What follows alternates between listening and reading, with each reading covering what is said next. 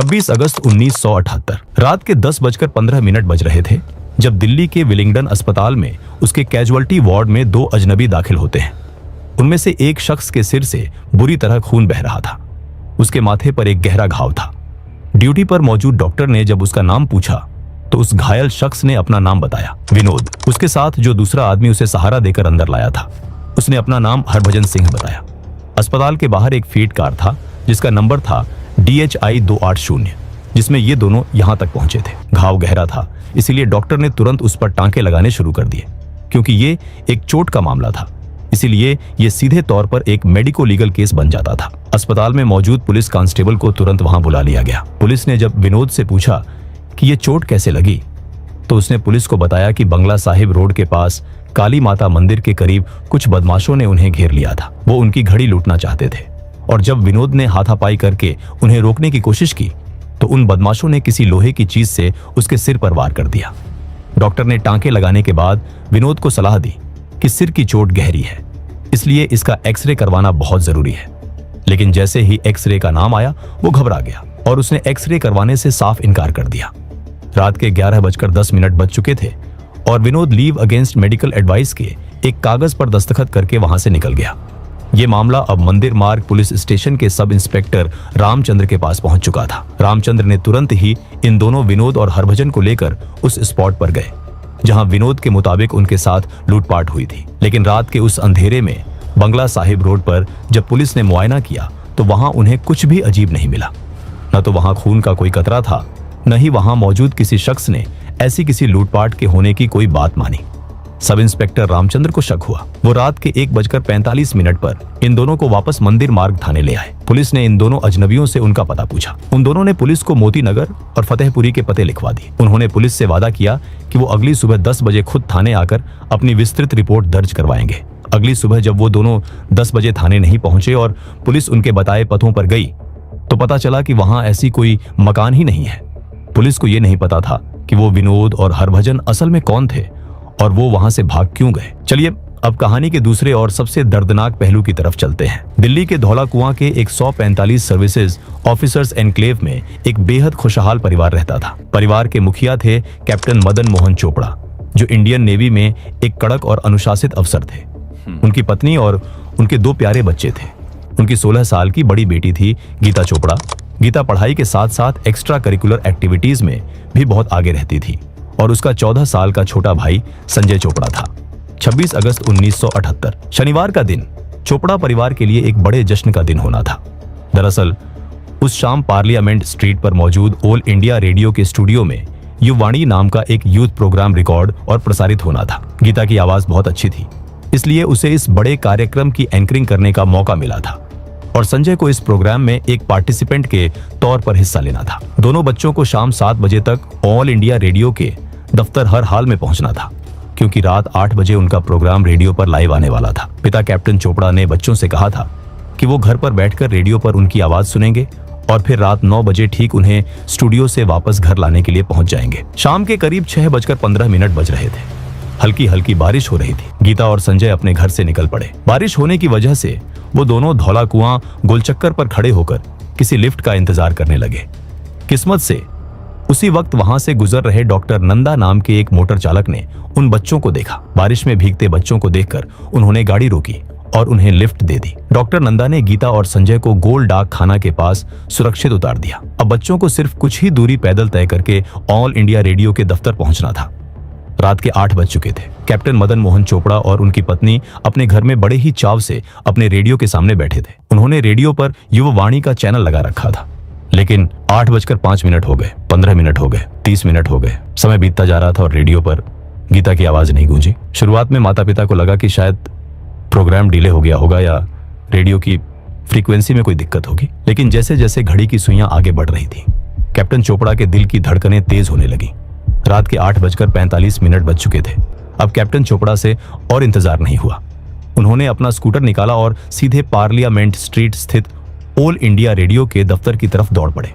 जब वो AIR की बिल्डिंग के रिसेप्शन पर पहुंचे और उन्होंने अपने बच्चों गीता और संजय के बारे में पूछा, तो स्टाफ ने बताया कि गीता और संजय चोपड़ा नाम के बच्चे तो आज शाम यहां पहुंचे ही नहीं हैं। ये सुनकर वो घबरा गए। उन्होंने तुरंत अपनी पत्नी को घर पर फोन किया कि क्या बच्चे वापस घर तो नहीं आ गए, लेकिन बच्चे घर पर भी नहीं आए थे। उन्होंने अपने सारे रिश्तेदारों, बच्चों के दोस्तों और जानकारों को फोन करना शुरू कर दिया, लेकिन गीता और संजय का कोई अता पता नहीं था। इसके बाद कैप्टन मदन मोहन चोपड़ा पागलों की तरह दिल्ली की सड़कों पर अपने बच्चों को 2.5 घंटे तक ढूंढते रहे, लेकिन कोई सुराग नहीं मिलने के बाद 10:15 पर उन्होंने पुलिस कंट्रोल रूम में उनके गायब होने की रिपोर्ट दर्ज करवा दी, जिसके बाद पुलिस ने शहर के कोने कोने में गीता और संजय की तलाश शुरू कर दी, लेकिन पुलिस को भी कोई सुराग नहीं मिला। 26 अगस्त की वो रात बीत गई। 27 अगस्त का पूरा दिन बीत रहा था, लेकिन दोनों के बारे में कोई भी जानकारी नहीं मिल रही थी। हर रेडियो स्टेशन, हर अखबार में सिर्फ और सिर्फ नेवी अफसर के उन 2 बच्चों की गुमशुदगी की खबरें गूंज रही थी।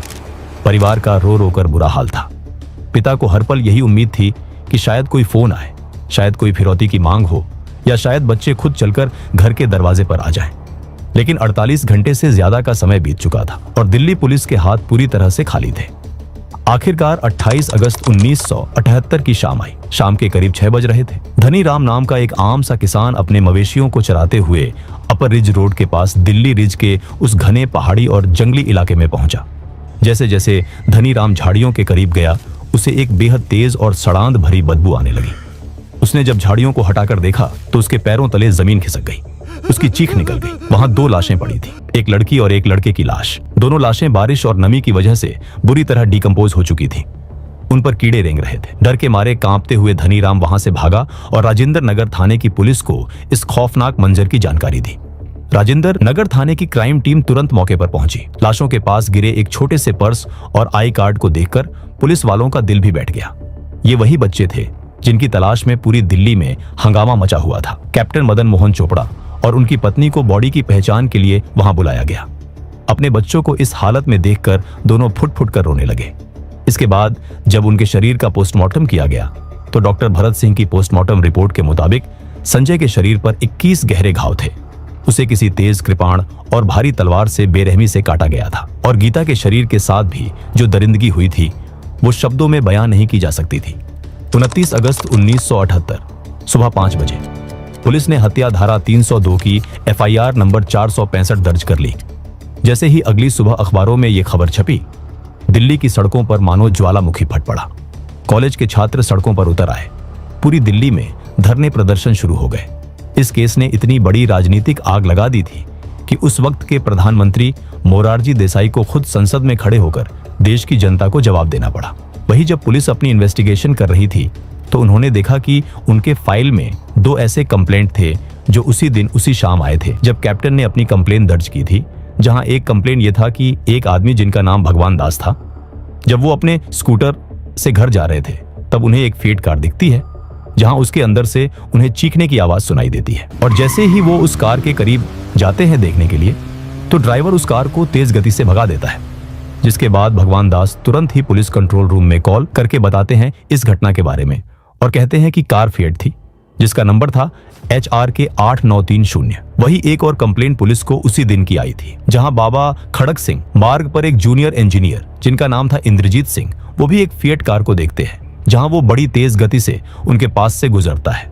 और तब वो देखते हैं कि 2 बच्चे थे जिसमें से एक बच्चा पीछे की सीट पर बैठा है और मदद के लिए पुकार रहा है, जहां उसके कंधे पर गहरा घाव लगा है और काफी खून बह रहा है। लेकिन जब तक कि वो मदद कर पाते वो फिएट कार वहां से निकल चुकी थी। इंद्रजीत तुरंत राजेंद्र नगर पुलिस स्टेशन जाते हैं और वहां शिकायत दर्ज करते हैं कि एक फिएट कार जिसका नंबर HRK 8930 है उसमें 2 बच्चे हैं जो मदद मांग रहे थे। जब पुलिस ने कंप्लेंट्स के पैटर्न को देखा तो उसमें उन्हें वो फिएट कार कॉमन लगी, जिसके बाद पुलिस इस कार को ढूंढने लगी। 31 अगस्त 1978 दिल्ली के मजलिस पार्क इलाके की गली नंबर 10 के बाहर कुछ स्थानीय लोगों ने लावारिस हालत में खड़ी एक मस्टर्ड रंग की फिएट कार देखी। इस कार पर DHD 7034 नंबर की प्लेट लगी हुई थी। शक होने पर लोगों ने तुरंत पुलिस को इन्फॉर्म की।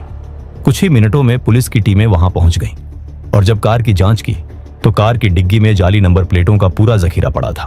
वहां DEA 1221, HRF 5411 और सबसे अहम HRK 8930 और DHI 280 नंबर की प्लेट्स मौजूद थीं। फॉरेंसिक टीम ने कार के चप्पे चप्पे को खंगालना शुरू किया। शीशों और हैंडल से उंगलियों के निशान लिए गए। सीटों और मैट से टूटे हुए बाल इकट्ठा किए गए।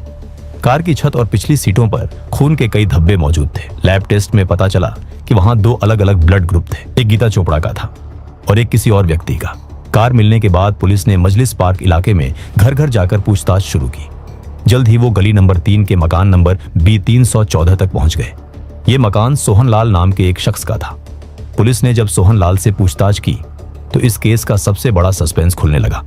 सोहन लाल ने बताया कि 24 अगस्त को 2 लोग उसके यहाँ किराए पर रहने आए थे, जिन्होंने पूरे 2 महीने का किराया एडवांस में दिया था। लेकिन आज सुबह 31 अगस्त को अचानक वो अपना सारा सामान और एडवांस किराया छोड़कर वहां से भाग गए। सोहन लाल ने पुलिस को कहा कि 27 अगस्त की सुबह उसने अपने उन किराएदारों में से एक के माथे पर बहुत गहरी चोट देखी थी। जब सोहन लाल ने उस चोट के बारे में पूछा तो उसने बहाना बनाया कि उसे कार के पंखे से चोट लग गई है। अब पुलिस के दिमाग की बत्ती जली। विलिंगडन अस्पताल में पट्टी बंधवाने वाला विनोद, जिसे सिर पर गहरी चोट थी, और मजलिस पार्क का ये किराएदार, दोनों एक ही शख्स थे।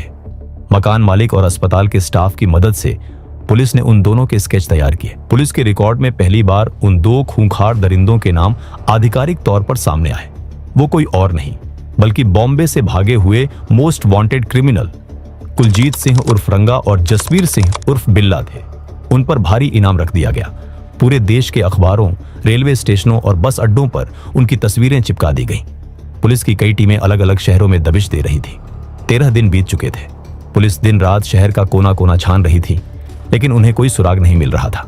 जनता का गुस्सा बढ़ता जा रहा था। 8 सितंबर 1978 कालका मेल ट्रेन पटरी से गुजरते हुए यमुना ब्रिज स्टेशन के पास आने वाला था, इसलिए ट्रेन की रफ्तार थोड़ी धीमी हो गई। इसी धीमी होती ट्रेन में अंधेरे का फायदा उठाकर 2 अजनबी चुपके से एक डिब्बे में चढ़ गए।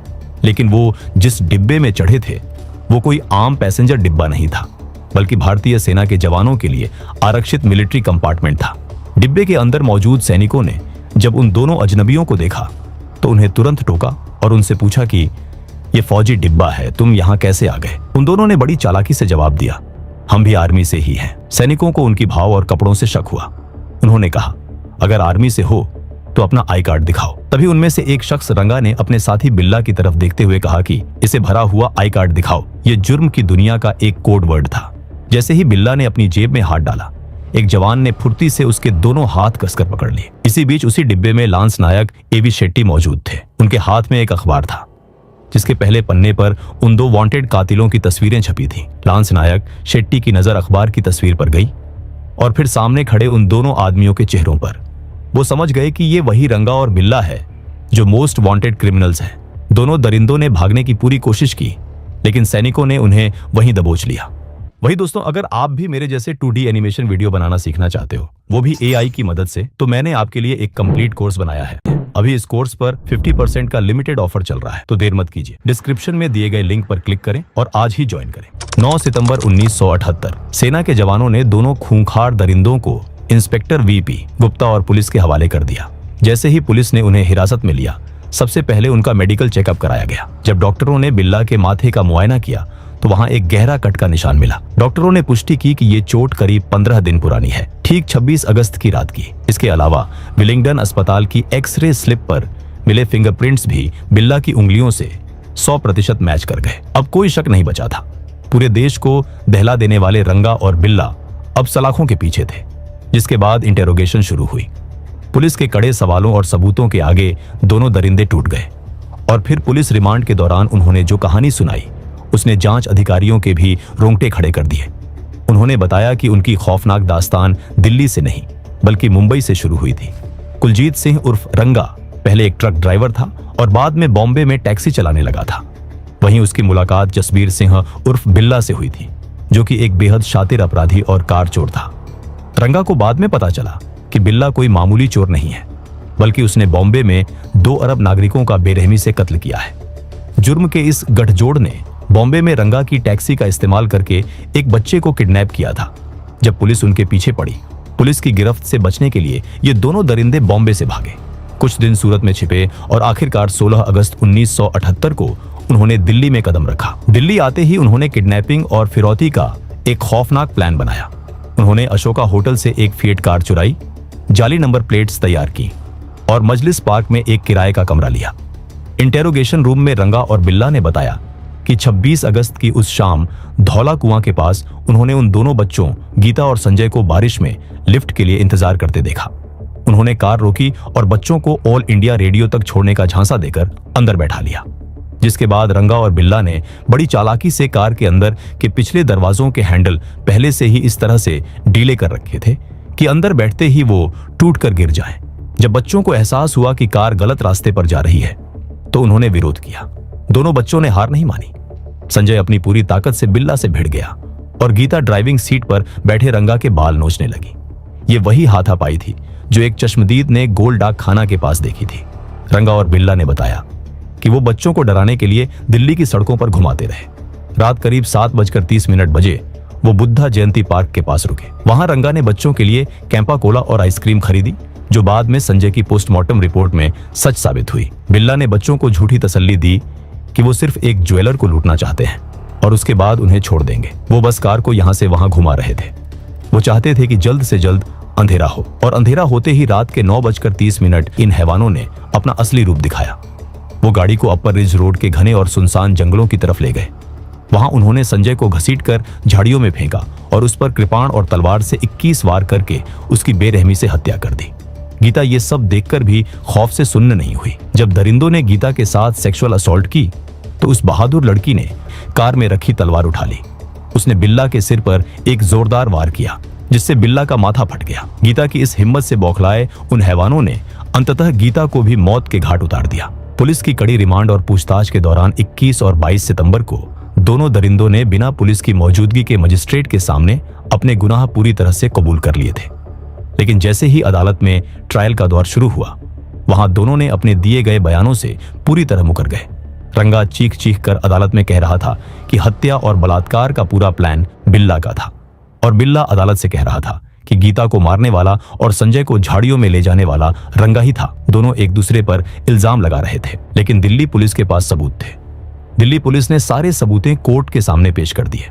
मजलिस पार्क से बरामद हुई वो मस्टर्ड रंग की फिएट कार, उसमें मिले बच्चों के और बिल्ला के खून के धब्बे, विलिंगडन अस्पताल की एक्सरे स्लिप पर मौजूद बिल्ला के फिंगरप्रिंट्स और पुलिस द्वारा रिकवर की गई वो खून से सनी कृपाण और भारी तलवार सबूत सारे रंगा और बिल्ला के खिलाफ थे। लगभग 1 साल तक चली उस लंबी सुनवाई के बाद आखिरकार 16 नवंबर 1979 दिल्ली की अदालत ने अपना फैसला सुनाया। कुलजीत सिंह उर्फ रंगा और जसवीर सिंह उर्फ बिल्ला को किडनैपिंग धारा 363, गैर इरादतन कैद धारा 365, अपहरण धारा 366 और 367 और हत्या धारा 302 के गंभीर आरोपों के तहत दोषी करार दिया गया। जज ने उन दोनों को फांसी की सजा सुना दी। मौत की सजा सुनते ही दोनों की रूह कांप गई। खुद को फांसी से बचाने के लिए उन्होंने तुरंत सुप्रीम कोर्ट में अर्जी दी। 21 अप्रैल 1981 को तत्कालीन चीफ जस्टिस वाई.बी. चंद्रचूड़ की अगुवाई वाली बेंच ने उनकी अपील को सिरे से खारिज कर दिया और उन्हें फांसी देने का आदेश दिया। 31 जनवरी 1982 सुबह 8 बजे दोनों को फांसी दी गई। इसके बाद 5 अप्रैल 1981 को भारत सरकार ने गीता और संजय के इस बहादुरी के लिए वीरता पुरस्कार कीर्ति चक्र से सम्मानित किया। इतना ही नहीं, 1978 में ही संजय चोपड़ा अवार्ड और गीता चोपड़ा अवार्ड की स्थापना की। गीता और संजय आज हमारे बीच नहीं हैं, लेकिन उनकी बहादुरी की वो मिसाल आज भी हर उस बच्चे में जिंदा है। आप इस पूरी कहानी पर क्या कहना चाहते हो, हमें कमेंट करके जरूर बताएं। वही ऐसे ही रियल क्राइम स्टोरीज देखने के लिए हमारे चैनल को सब्सक्राइब जरूर करें।